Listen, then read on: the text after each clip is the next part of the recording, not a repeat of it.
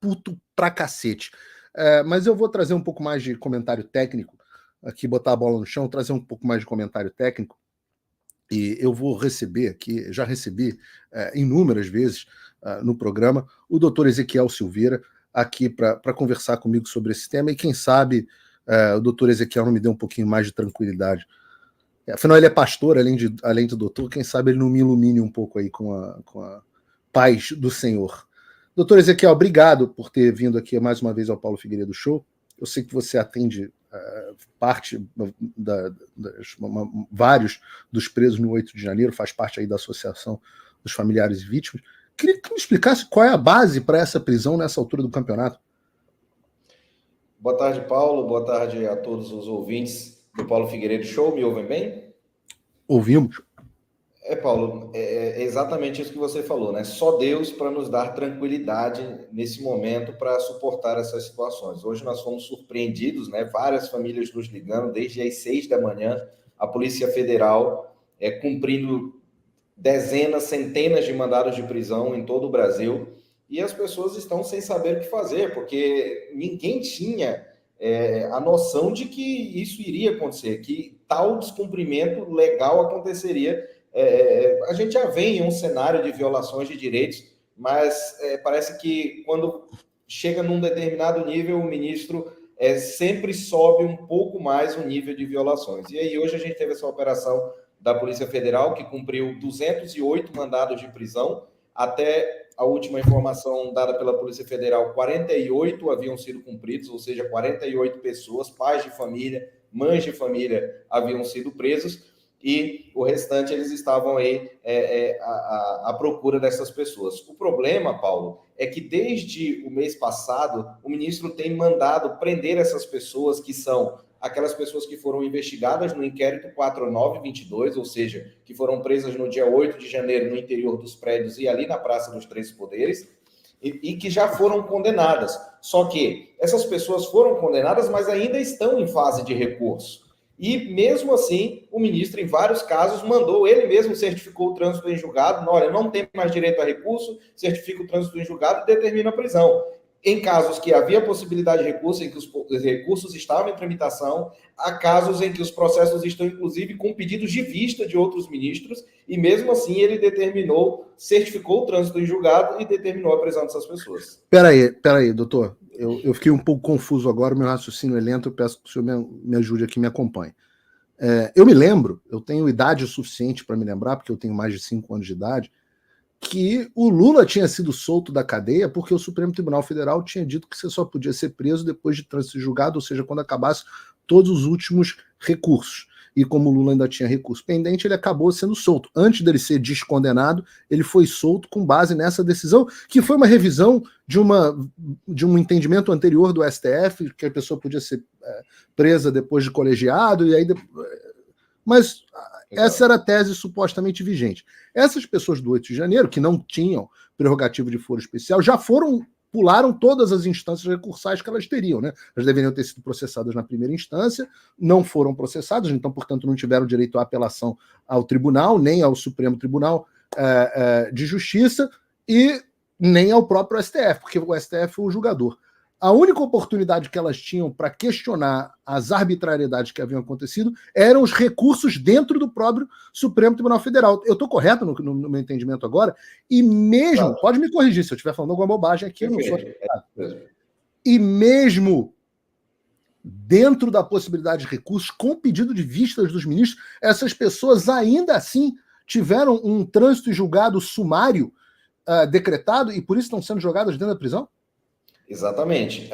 Isso aí viola o princípio constitucional da presunção de inocência, que é o cerne de todo esse debate. A pessoa pode ser presa antes do trânsito em julgado, depois do trânsito em julgado, e houve ali em 2019 o julgamento daquelas ações declaratórias de constitucionalidade, acho que é 43, 44 e 54, que inclusive beneficiaram o atual presidente Lula, e que é um entendimento do Supremo Tribunal Federal de que a pessoa só pode ser recolhida à prisão após o trânsito em julgado da sentença penal condenatória. E o que está acontecendo é que o ministro Alexandre de Moraes, desde o mês passado, tem determinado a prisão dessas pessoas sobre um dos fundamentos, são dois. Esse é um dos fundamentos, de que ele mesmo certificou o trânsito em julgado e já determina a prisão para execução da pena. Deixa eu perguntar uma coisa, doutor, porque eu tenho uma curiosidade para traduzir isso para as pessoas comuns no Brasil. Eu sou do Rio de Janeiro, e eu vou falar sobre o Rio de Janeiro no programa de hoje.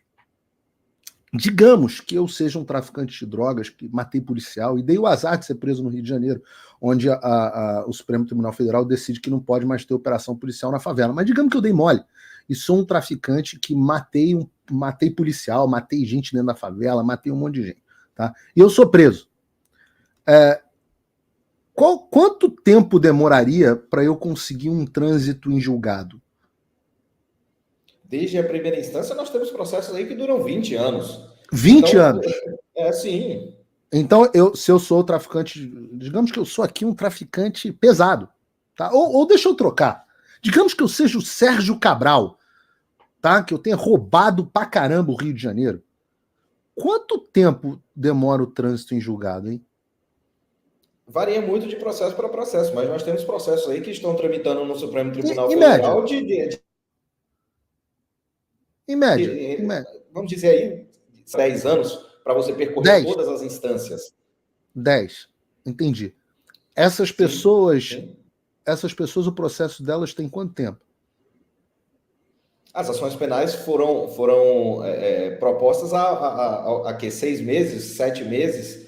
Então, já está sendo certificado o trânsito em julgado. Mas isso é simplesmente pelo fato de que elas não estão percorrendo as instâncias recursais. Elas só estão sendo julgadas em foro único, foro indevido, inclusive. Um juízo incompetente que está julgando essas pessoas e agora lhes está retirando o direito de recorrer. Evidente que nós não temos assim tanta expectativa de que os mesmos ministros que os condenaram apreciam seus recursos, mas é um direito subjetivo da pessoa, esculpido na Constituição Federal e que deve ser respeitado. E quando o ministro Alexandre de Moraes determina a prisão destas pessoas com base nesse fundamento, ele está mais uma vez violando uma regra constitucional. Mas esta não é apenas esta violação. Existe uma outra razão pela qual ele está determinando a prisão dessas pessoas. É o risco de fuga. Entretanto, risco de fuga de terceiros. Porque o que acontece? O que está dizendo nas decisões? Como várias pessoas estão fugindo do Brasil, como algumas pessoas estão solicitando asilo político na Argentina, eu determino a prisão dessas pessoas pelo risco de fuga. Mas o cidadão não esboçou sequer qualquer atitude que levasse a entender que ele estaria tentando fugir. Tanto é que você viu aí o perfil das pessoas que estavam sendo presas. O rapaz trocou de roupa, estava com a filhinha no colo, trocou de roupa e foi lá para o presídio. O outro também, sem esboçar qualquer reação. As pessoas que queriam fugir já fugiram. Essas pessoas que estão aí jamais esboçaram qualquer atitude no sentido de estarem fugindo. Então, o ministro, mais uma vez, viola a Constituição, lá no artigo 5º, inciso 45 e 46, que fala do princípio da individualização da pena. Eu não posso ser responsabilizado pela sua conduta, mas essas pessoas estão sendo responsabilizadas pela conduta de terceiros. Como outros fugiram, o ministro entende que elas podem fugir também, e por isso está determinando a prisão destas pessoas. Meu Deus. Então, o vizinho fugiu que está processado e eu sou preso, já que ele não... Isso me parece uma coisa de vingança, né? Uma coisa pessoal, de atacar esse grupo porque não consegue atacar os que já saíram do Brasil. Eu me pergunto, doutor Ezequiel...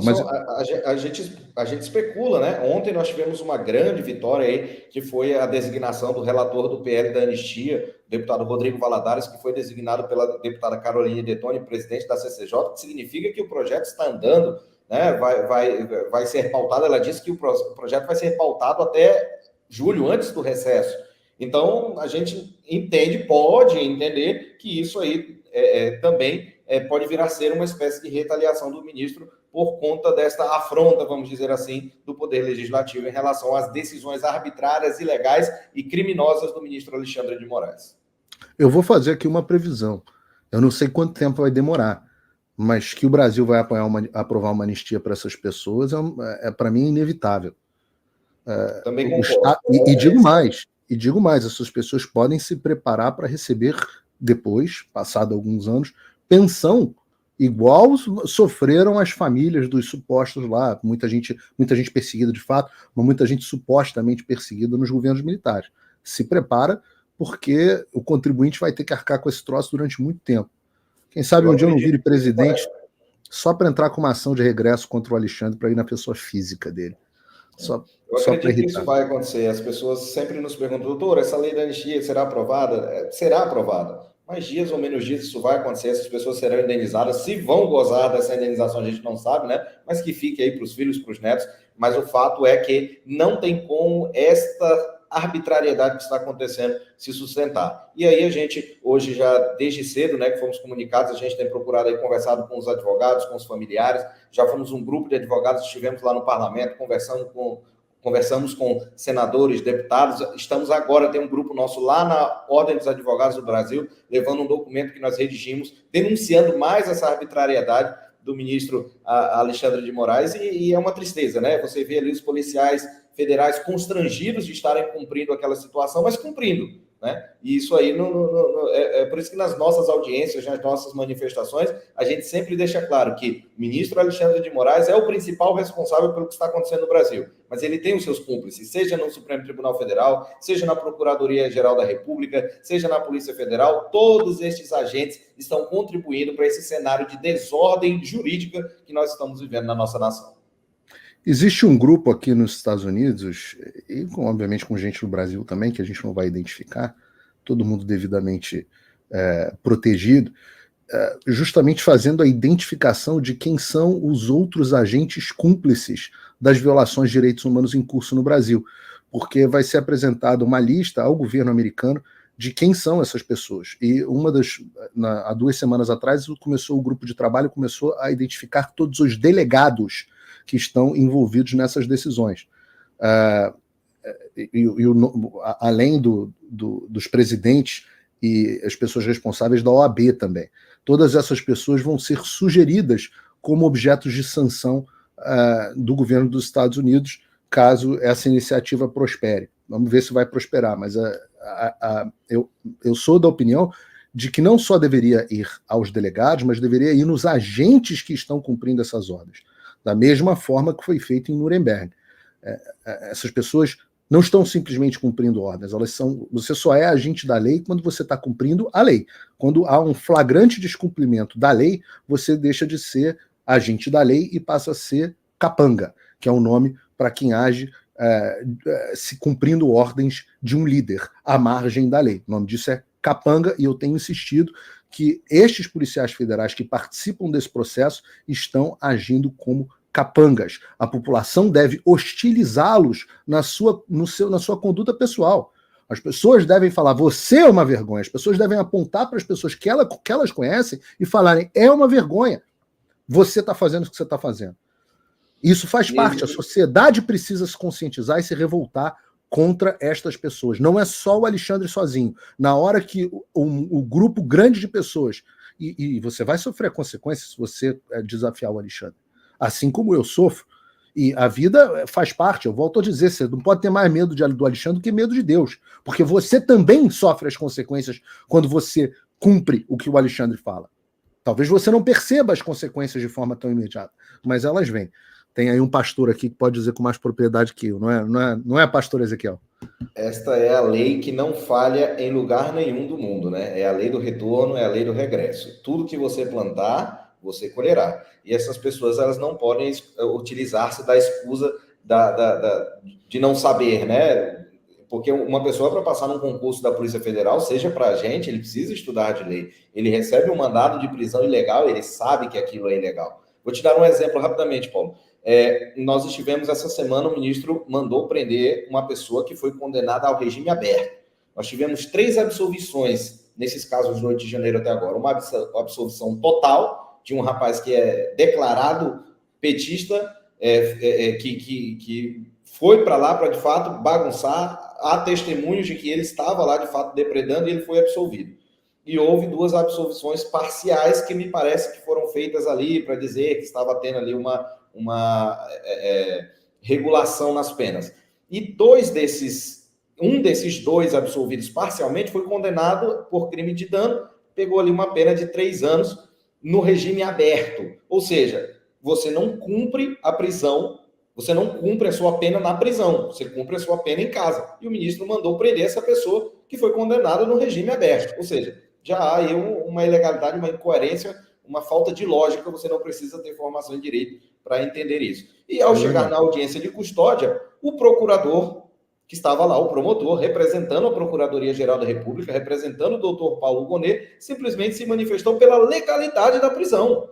Então, eu não sei a que ponto um promotor se submete ao Estado, ao arbítrio, de tal maneira que vê uma ilegalidade desse tamanho e se manifesta favorável àquilo. Então, não são apenas os agentes da polícia, mas nós temos aí promotores, temos procuradores, temos advogados. A Ordem dos Advogados do Brasil tem sido muito omissa nessas questões, né? Agora, de vez em quando, esse ano tem eleição, de vez em quando eles vão lá, fazem uma graça, mas a gente não vê nada de concreto. Então, nós vamos continuar trabalhando, denunciando o que está acontecendo e esperamos que em breve essa situação mude, porque, afinal de contas, no meio dessa guerra política, quem está perdendo são os mais frágeis, são aquelas pessoas que não têm poder aquisitivo, poder político, estão sendo absolutamente suplantadas, oprimidas e abusadas pelo Estado brasileiro, e a gente não pode permanecer que isso continue acontecendo.